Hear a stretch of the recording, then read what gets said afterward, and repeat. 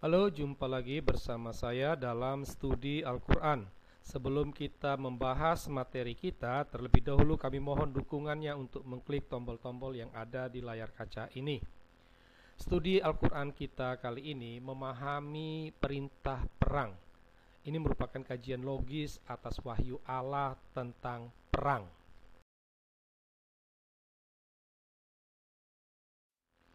Sudah menjadi rahasia umum kalau perang dan juga terorisme itu diidentikan dengan Islam, ya. Jadi kalau perang ya Islam, terorisme ya Islam. Itu. Karena ada begitu banyak dasar-dasar, ya, untuk perang dan terorisme yang ada dalam Al-Quran yang merupakan wahyu Allah, ya. Dari hasil penelusuran kami, ada terdapat 124 ayat perang. Ya, yang dimaksud dengan ayat perang di sini adalah ayat di mana dalam ayat tersebut terdapat kata perang dan juga jihad. Ya, jumlahnya sebenarnya bisa lebih banyak jika beberapa kata yang termasuk konotasi dengan perang, dengan jihad itu dimasukkan. Ya, nah itu. Dari 124 ayat ini ada banyak ayat yang berbentuk perintah, ya, untuk berperang, ya. Dan ayat ini merupakan wahyu Allah, sehingga perintah perang itu adalah kehendak Allah, ya. Di sini kita akan tampilkan dua contoh, ya. Yang pertama, wahai orang yang beriman, perangilah orang-orang kafir yang ada di sekitar kamu. Yang kedua, wahai Nabi, perangilah orang-orang kafir dan orang-orang munafik, dan seterusnya. Ya. Umat Islam sangat meyakini apa yang tertulis di layar kaca Anda ini merupakan wahyu Allah yang langsung diucapkan oleh Allah kepada Muhammad. Karena itulah kata-kata tersebut merupakan perkataan Allah sendiri. Ya.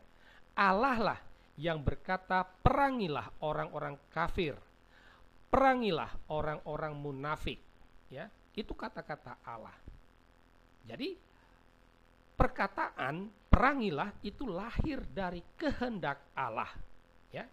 Nah, memang atas wahyu perintah perang, banyak orang Islam melakukan rasionalisasi, ya, untuk mengadakan pembenaran, ya. Mereka mengatakan bahwa memang wahyu di atas itu untuk umat beriman, sedangkan yang di bawah itu untuk nabi, ya. Tetapi keduanya berlaku untuk umat Islam, karena nabi saja memerangi orang munafik, orang kafir, masa umat Islam tidak? Bukankah nabi itu adalah teladan? Jadi terhadap wahyu-wahyu Allah yang bernada perintah untuk memerangi orang kafir, orang non-muslim, umat Islam sering mengadakan rasionalisasi. Mereka mengatakan bahwa wahyu Allah itu harus dilihat konteks waktu, ya. Artinya perang yang dimaksud itu adalah perang pada masa dulu. Jadi orang kafir dan orang munafik pada zaman Nabi, ya. Dengan kata lain, orang kafir dan orang munafik zaman sekarang itu tidak diperangi lagi, ya. Dengan kata lain, wahyu Allah itu tidak berlaku untuk zaman sekarang, ya. Nah, ini sering mereka mengatakan begitu, harus dilihat konteks waktu, bahwa perang itu adalah masa lalu. Pemahaman seperti ini tentu membuat wahyu Allah itu kehilangan relevansinya, ya. Tidak ada relevansi wahyu Allah ini, ya. Ini sama saja membuat wahyu Allah itu menjadi mati, ya. Pemaknaan seperti itu, ya, bisa saja kita buat perbandingan seperti pengharaman babi. Berarti babi haram itu adalah babi yang dulu zaman Nabi, karena babi zaman Nabi itu kotor, najis. Sedangkan zaman sekarang sudah bersih. Artinya babi sekarang tidak haram lagi. Apakah seperti itu?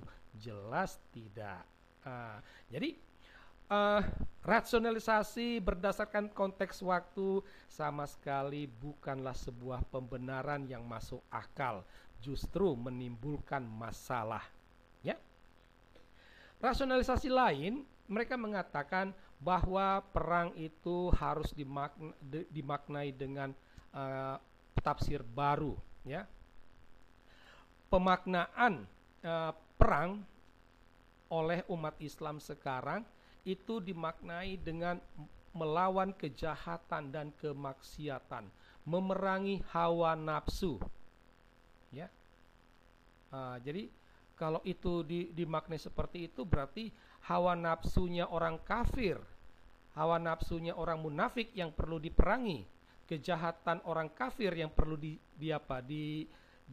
diperangi, sedangkan kejahatan hawa nafsu orang Islam tidak perlu diperangi.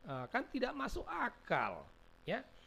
Pemaknaan seperti ini membuat wahyu Allah itu bertentangan dengan dirinya sendiri.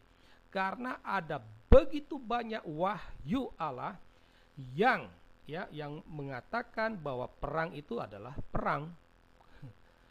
Yaitu dengan membunuh, dengan menebas kepala, dengan memancung. Itulah perangnya. Dan itulah yang dikehendaki oleh Allah.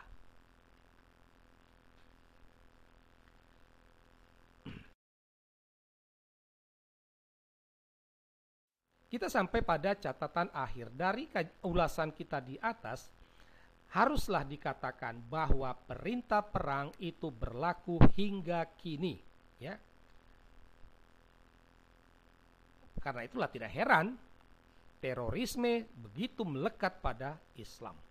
Karena apa ya? Karena para teroris itu mendasarkan diri pada perintah Allah. Dan perang itu adalah perang. Tidak bisa perang dimaknai dengan melawan hawa nafsu, melawan kejahatan. Ya, itu berarti bertentangan dengan kehendak Allah, bertentangan dengan wahyu Allah sendiri. Ada begitu banyak wahyu Allah yang dengan tegas mengatakan bahwa perang itu memang adalah perang. Ya.